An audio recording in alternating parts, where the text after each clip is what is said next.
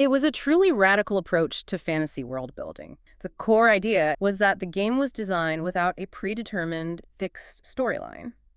Instead, it relied heavily on evocative art, mysterious names, and a sense of history that the player could then use as material to weave their own unique tale. That is such an active, it's an almost demanding role for the player. It's the ultimate collaborative narrative. The game provides the atmosphere and the tools, and you, the player, you provide the actual conflict and the history. It absolutely is. Think about a card like Chaos Orb or Winter Orb. Between the strange, haunting art, the compelling name, and the dramatic impact it had on the game when you played it, they could instantly assemble their own narrative. So this initial philosophy meant that the player wasn't a passive consumer of a narrative written for them. They were an active agent, an archaeologist sifting through fragments. Exactly. You were piecing together a vast history that was only whispered in bits and pieces like ancient legends or, overheard tavern tales, rather than being definitively narrated from a single source. And the most crucial piece of that original narrative puzzle, it was the player's identity.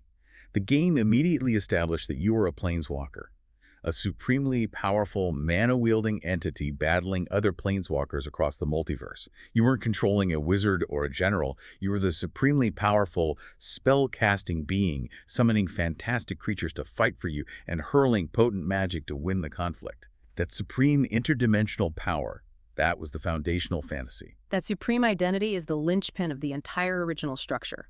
It meant the world, specifically the plane they were fighting on, wasn't a fixed storybook setting. It was a resource, something to be exploited, studied, or conquered by your own transcendent power.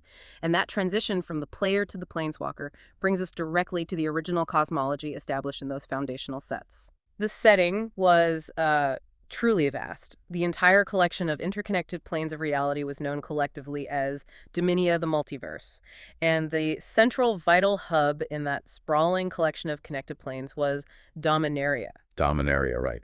The name that has been synonymous with the game's central world for decades. So why was this one plane out of countless planes so incredibly important to these supreme entities? Dominaria was uniquely important for really two core reasons. First, cosmologically, it contained great storehouses of raw magical energy mana, which was just abundant and easily accessible. Second, and equally important for a planeswalker, it possessed the specific geological and topological features that allowed powerful entities to easily draw on and focus that energy for their personal and often destructive use. So it wasn't just a habitable world, it was a strategically vital magical battery. And this brings us back to mana itself. We've described it poetically as the essence of things, but if we're getting technical, what exactly is mana in this original worldview, and how does it function? Mana is the basic, all-pervading metaphysical energy of the multiverse. It's the foundation of literally everything on those planes. It's defined as a kind of dual substance. It is both a sort of magical electricity or raw energy current that can be harnessed, and it's also the soul or spiritual essence of things. This means it is contained within every creature, every place, and every material object. Crucially, it also exists in things that lack material form, like spirits, powerful emotions, history, or even collective dreams. That dual definition essence and electricity, that's critical. It's not just magical fuel, it is the spiritual essence of reality itself, just waiting to be commanded. But how did a planeswalker, an entity of immense power, actually harness that essence and, translate it into a fireball or a summoned beast? They drew the purest forms of colored mana primarily from the land itself. This goes back to the elegant structure of the 5 colors.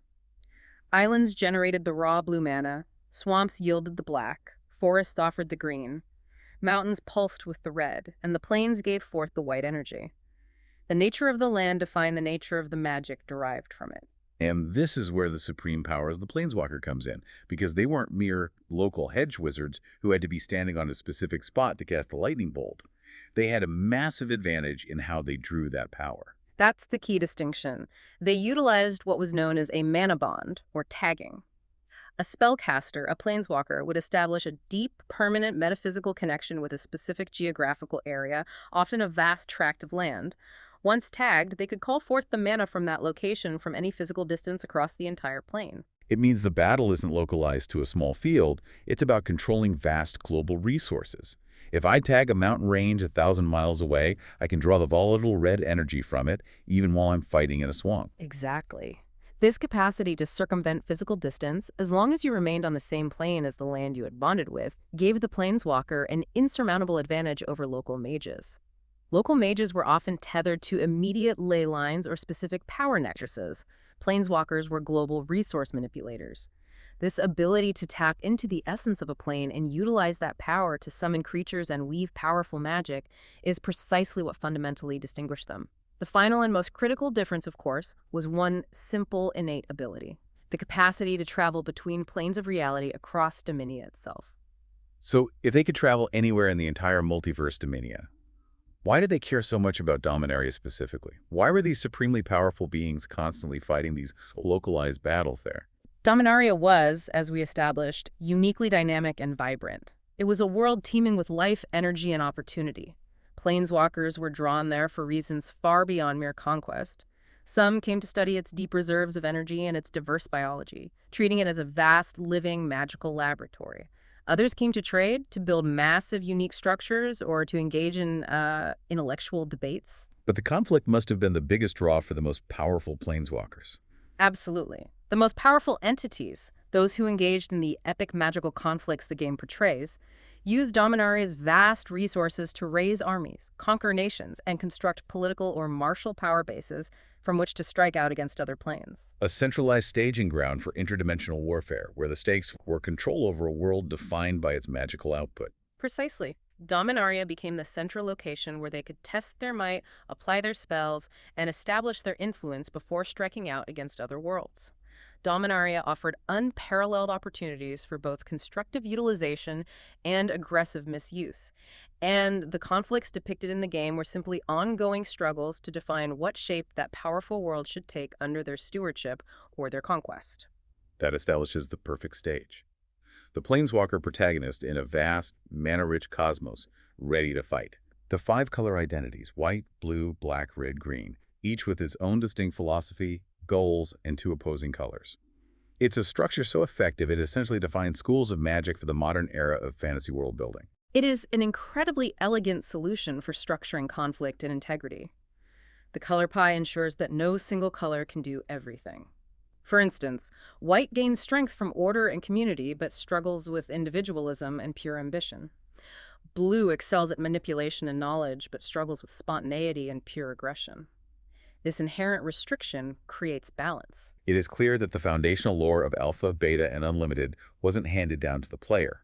It was actively built by the player. It truly was. The setting was provided as a vast, rich, cosmological stage Dominia, centered on the resource-rich Dominaria infused with mana. And within that world, you were immediately established as the active, all-powerful planeswalker,